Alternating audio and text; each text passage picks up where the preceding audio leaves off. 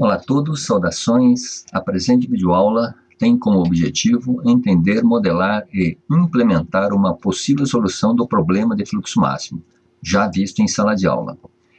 Trata-se, pois, de um reforço nos conceitos para o estudo e entendimento do referido problema. Considere as definições já comentadas na videoaula de caminho crítico.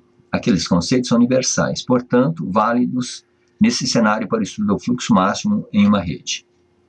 O problema do fluxo máximo permite avaliar a capacidade de transporte de bens desde os centros de produção até centros de consumo em redes com limites de capacidade dos arcos.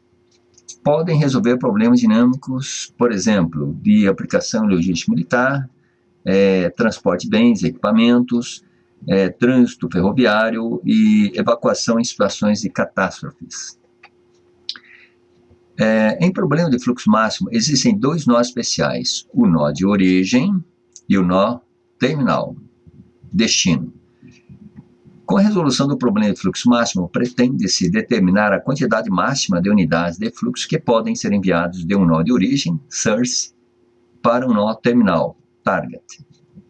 Portanto, para a resolução do problema de fluxo máximo, pretende-se determinar o valor do fluxo nos arcos X com origem em I e destino em J, que maximize o valor do fluxo F, sujeito às restrições de capacidade e de conservação de fluxo.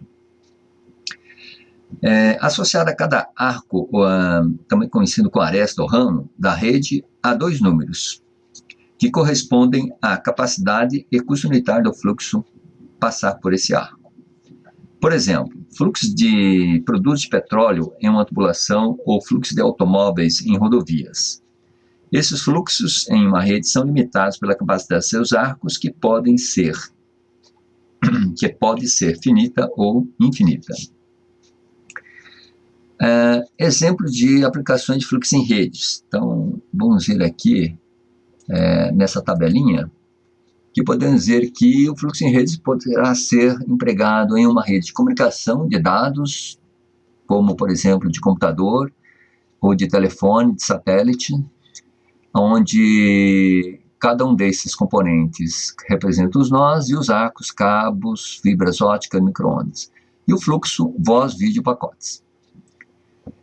Uma rede de circuitos, as portas de processadores, são os nós, e os arcos, os fios. O fluxo é corrente elétrica. Nas finanças, as ações, o dinheiro são os nós e as transações são os arcos. O fluxo é de dinheiro. E na química, os locais são os nós, os arcos são os limites e a energia é o fluxo. Então, nessa tabela nós podemos ver diversas aplicações de fluxo em redes. Vamos agora considerar a rede conforme a figura apresentada. Essa vai ser a figura que vamos utilizar para fazer o estudo de fluxo em rede, empregando o solver no Excel.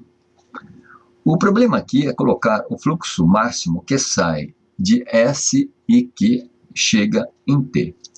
Como é que vamos definir esse fluxo?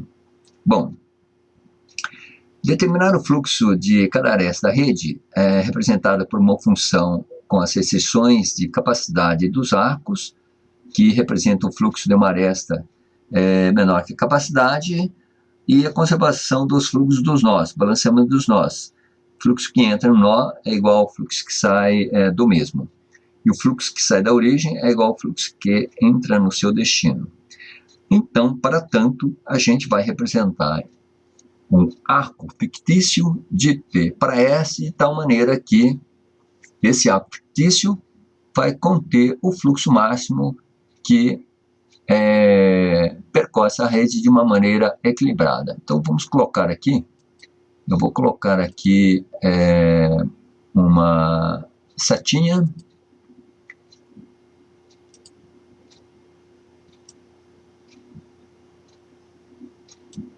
vamos inverter isso aqui, puxar um pouco mais para baixo.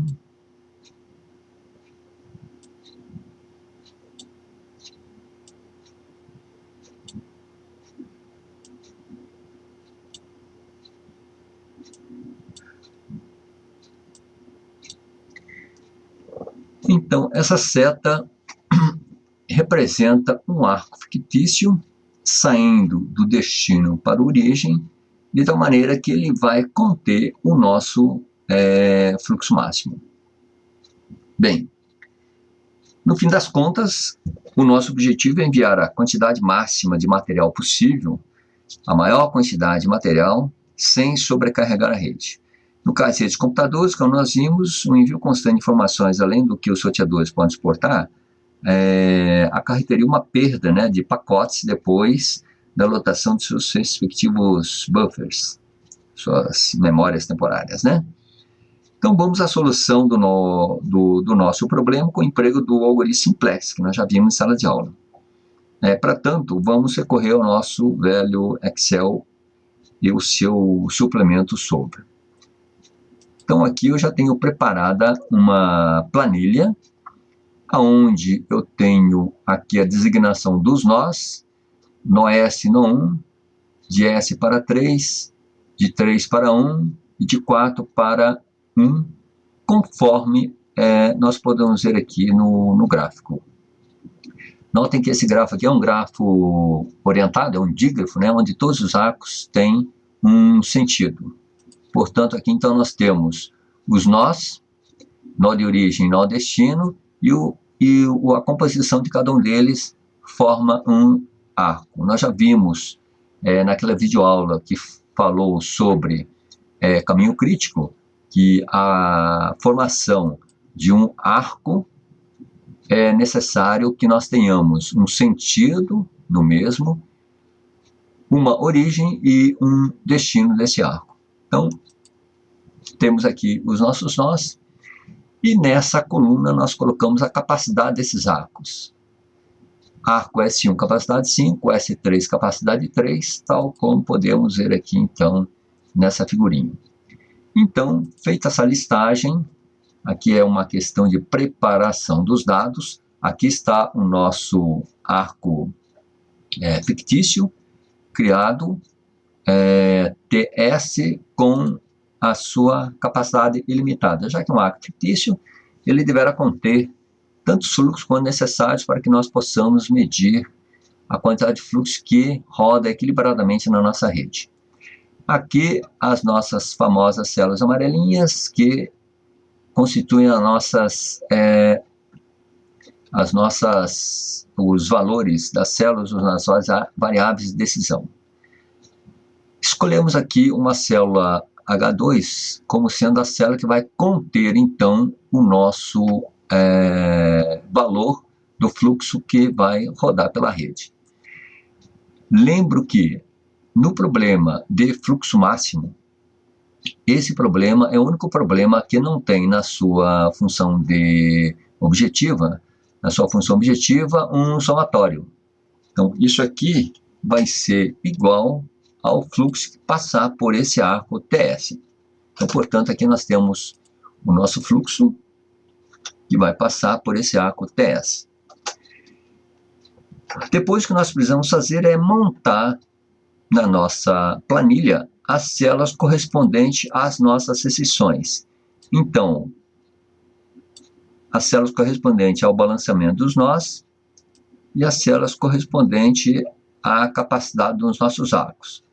Lembrando que foi dito que para determinar o fluxo de cada área da rede, nós precisamos de dois parâmetros: a capacidade dos arcos e a conservação dos fluxos nos nós. Conservação dos fluxos nos nós, balanceamento dos nós, nós já vimos em sala de aula. E a capacidade dos arcos são dadas exatamente pelos limites, né, de fluxos que passariam por cada um desses arcos.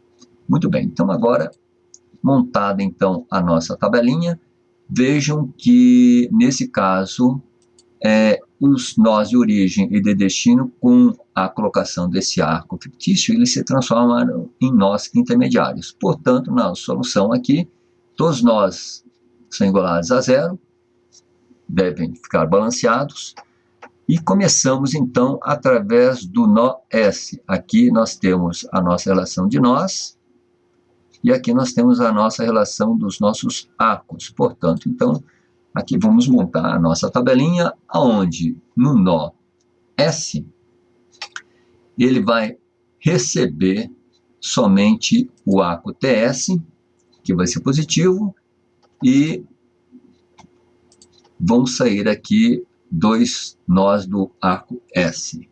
Portanto, então, a nossa regra vai ser o seguinte: arco que chega ao nó tem sentido positivo, tem sinal positivo, e o arco que sai do nó tem sinal negativo, né, como a gente já tinha combinado em sala de aula.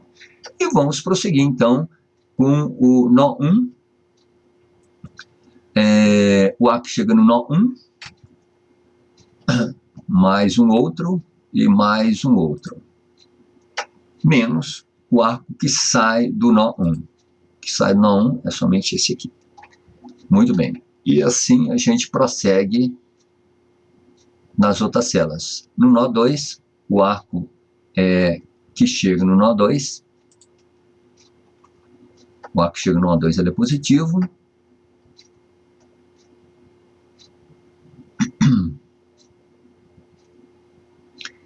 E o arco que sai do nó, ele é negativo. E assim a gente vai fazendo concomitantemente com os demais nós.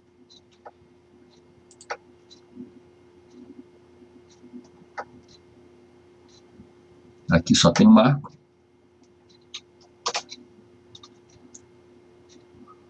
O que sai dele.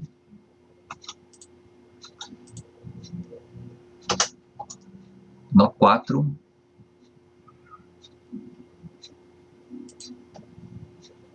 O que sai do nó 4.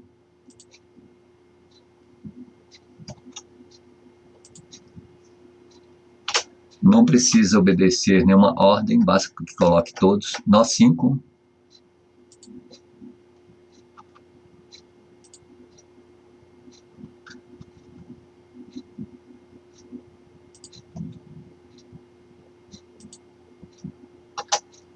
Depois, finalmente, o nó T.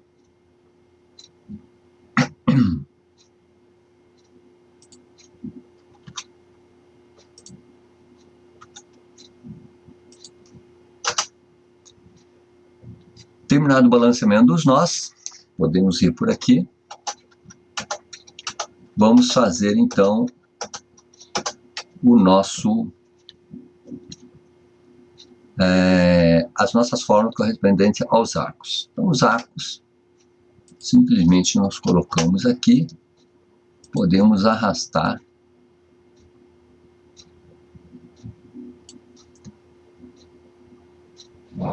aqui. Então nós temos o nosso primeiro arco, segundo, e assim sucessivamente. Podemos ver a correspondência aqui do arco 3,2, arco 3,2, respingue as células. Beleza. Este arco aqui, o TS, ele não é considerado como sendo uma restrição porque a sua capacidade é limitada. Portanto, se a capacidade é limitada, ele não constitui restrição para a gente, não precisa vigorar aqui nessa nossa tabelinha. Muito bem, agora preenchida então as células, preparada a planilha, vamos para o solver. Então, dados, solver. Vamos colocar então aqui definir o objetivo, a nossa célula onde fica a função de maximização. Selecionamos a função e aqui vamos colocar então as nossas variáveis de decisão. Vamos adicionar então as nossas células referente ao balanceamento dos nós com sinal de igual. Vamos adicionar e agora vamos colocar os arcos, né, com sinal menor ou igual e as suas respectivas capacidades. Portanto, aqui nós damos então a nossa janelinha do solver com os seus respectivos campos preenchidos. Não esquecer aqui que a solução exige o método simplex e vamos resolver isso aqui. Muito bem. Então, obtido o resultado do solver, ele gerou o nosso relatório de resposta à sensibilidade limite, significa que ele encontrou aquela região viável e testou todos os pontos, encontrou uma solução, portanto, podemos gerar, então, os nossos relatórios de resposta, sensibilidade e de limites. Portanto, a solução encontrada pelo solver é de fluxo 6, onde nós temos aqui no arco S3 passando 3 fluxos. Os arcos que têm fluxos iguais a 0 são arcos que não são utilizados. Nós bem que poderíamos economizar nessa nossa rede retirando os mesmos. No arco 1,5 passam 3 fluxos, usando a capacidade máxima. No arco 3,5 o fluxo passa 1. Esse arco é um arco utilizado. Esse arco 1,5, o fluxo está passando igual à capacidade do arco, portanto, esse arco está saturado. O arco 3,2 é um arco usado, o arco 5,4 é um arco saturado, pois o fluxo que passa nesse arco é igual à capacidade do mesmo, portanto, esse arco está saturado.